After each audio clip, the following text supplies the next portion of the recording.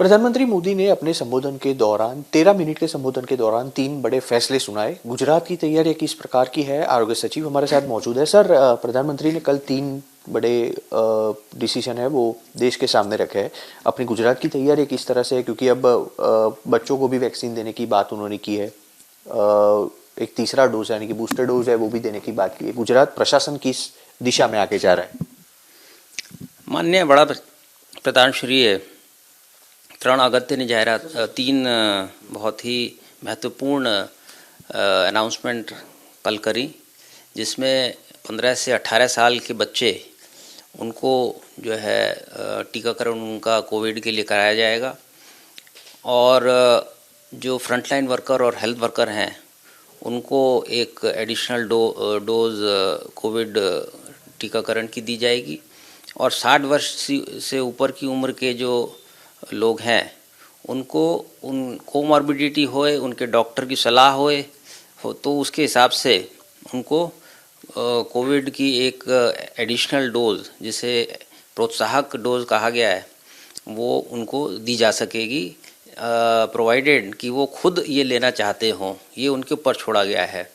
तो मैं मानता हूँ कि ये तीनों जो हैं वो बहुत समय से एक जो काम है वो हुआ है। और इसमें जो टीकाकरण की ज़रूरत 15 से 18 साल के बच्चों को इसलिए भी है कि उनके बोर्ड के एग्ज़ाम होते हैं, 10वीं क्लास के होते हैं, 12वीं क्लास के होते हैं, तो उनको एक सुरक्षा कवच मिलेगा, उनको थोड़ा राहत मिलेगी, उनके जो पेरेंट्स हैं उनको भी चिंता कम होगी। तो ये बहुत ज़रूरी था और ये कल माननीय प्रधानमंत्री जी ने इसका अनाउंसमेंट किया। साथ साथ जो फ्रंटलाइन वर्कर हैं और जो हेल्थ वर्कर हैं उनको भी एक बूस्टर डोज की तरह से एक्स्ट्रा डोज देने की बात की गई है। इसके कारण जो ईश्वर न करे 3G संभवित लहर अगर आए तो उसमें ये हेल्थ लाइन वर्कर्स और फ्रंट लाइन वर्कर्स ये अपनी पूरी शक्ति लगा सकेंगे, क्योंकि इनका पूरा अपना जो शरीर है उसमें एंटीबॉडीज़ स्वाभाविक है कि इस बूस्टर डोज से उसकी संख्या बढ़ेगी, उनकी रोग प्रतिकारक शक्ति बढ़ेगी। तो वो अपना काम जो है अगर दर्दियों की सेवा करने का होगा जो वो उसको बहुत अच्छी तरह से कर सकेंगे। और जो 60 वर्ष से ऊपर के वयस्क हैं उनके लिए ये एक ऑप्शन दी गई है कि उनको अगर ऐसा लगे, उनको अगर थोड़ी चिंता हो और उनके डॉक्टर की भी सलाह हो तो वो ये एक बूस्टर डोज ले सकेंगे। इससे उनका साइकोलॉजिकली भी एक उनको बूस्ट मिलेगा और उनके शारीरिक उसमें भी एंटीबॉडीज़ अगर कम होंगे, कुछ घट रहे होंगे, तो रोग प्रतिकारक शक्ति भी इससे बढ़ेगी और कोविड का सामना करने में मदद मिलेगी। उन्होंने कल अपने भाषण के दौरान प्रिकॉशन डोज का ज़्यादातर उल्लेख किया। प्रिकॉशन डोज क्या यही बूस्टर डोज है? और ये बूस्टर डोज के यानी प्रिकॉशन डोज के लिए गुजरात सरकार की ओर से क्या क्या व्यवस्थाएं की जाएगी? प्रिकॉशन डोज और बूस्टर डोज जो है एक दूसरे के लिए जो है एक दूसरे के नाम से उसको बताया गया है।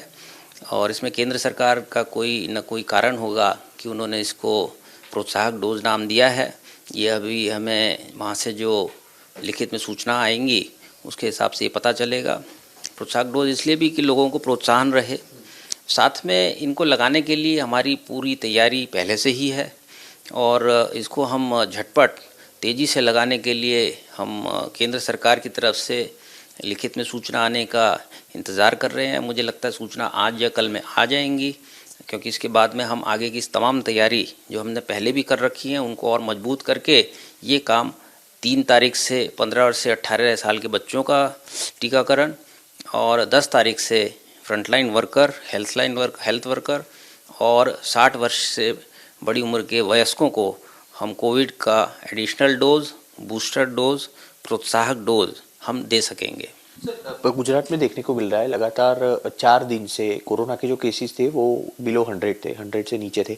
पिछले 48 घंटे में वो बढ़े भी है, 100 के ऊपर भी चले गए। साथ में ओमिक्रॉन के भी केसेस आ रहे हैं। तो क्या माना जाए कि गुजरात में तीसरी लहर है जो उसकी दस्तक दिख रही है अभी? इसके बारे में कुछ कहना अभी ये थोड़ा जल्दी होगी इसको कुछ इसके बारे में कुछ कहना। जो केस आ रहे हैं हम उनका डिटेल्ड एनालिसिस कर रहे हैं और लेकिन राज्य सरकार और केंद्र सरकार दोनों इसके लिए मुझे लगता है कि ईश्वर न करे 3G लहर आए, लेकिन उसके लिए सज्ज हैं, तैयार हैं। और उसके लिए ऑक्सीजन बेड की संख्या बढ़ी, RT-PCR टेस्टिंग की कैपेसिटी बढ़ी, होल जीनोम सीक्वेंसिंग की कैपेसिटी शुरू हुई और साथ साथ जो है दवाओं की उपलब्धि, ऑक्सीजन बेड्स की उपलब्धि, हॉस्पिटलों में बच्चों के लिए ICU वार्ड, ऑक्सीजन बेड, इन सब की संपूर्ण व्यवस्था पहले से ही की जा चुकी है। इसको और सुदृढ़ कर लेंगे, इसके लिए संभवित तीसरी लहर, ये उसके लिए हम सब तैयारी करने की स्थिति में हैं। गुजरात में कौन से ऐसे इलाके हैं जहाँ से ओमिक्रॉन ज़्यादा पाए गए, यानी कि अर्बन एरियाज है, रूरल एरियाज है, अपना कुछ अलग से एक सर्वे है? हम उसके पर ओमिक्रॉन के जो केस आ रहे हैं उनके ऊपर पूरी नज़र रखे हुए हैं कि कौन से विस्तार से आ रहे हैं, वो अर्बन है, सेमी अर्बन है, ग्राम्य है, और उन सब का हम डिटेल एनालिसिस कर रहे हैं। उनके जो कांटेक्ट आते हैं उनकी भी हम एक व्यक्ति के पीछे 50-50, 60-60, 70-70 लोगों का कांटेक्ट ट्रेसिंग किया जाता है।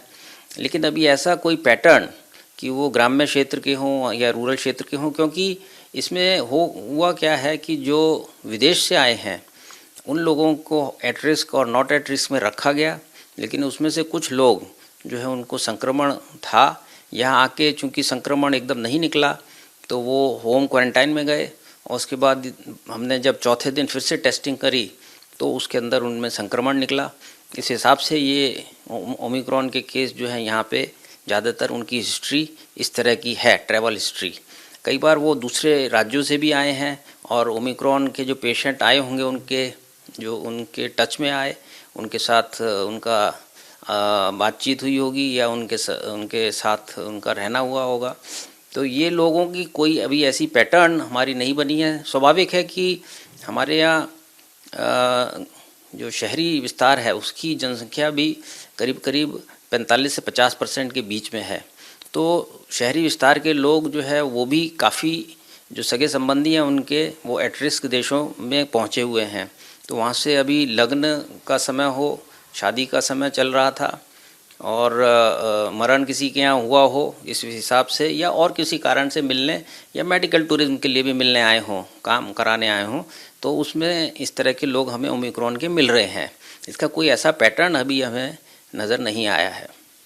गुजरात आरोग्य विभाग के सचिव हमारे साथ मौजूद थे और पूरी जानकारी उन्होंने दी। जिस तरह से प्रधानमंत्री ने कल देश के नाम एक संबोधन किया था, उसके बाद गुजरात सरकार की किस तरह की तैयारियां रहेगी। कैमरामैन पीयूष लेवा के साथ कुशांक सोनी, ABP न्यूज, गांधीनगर।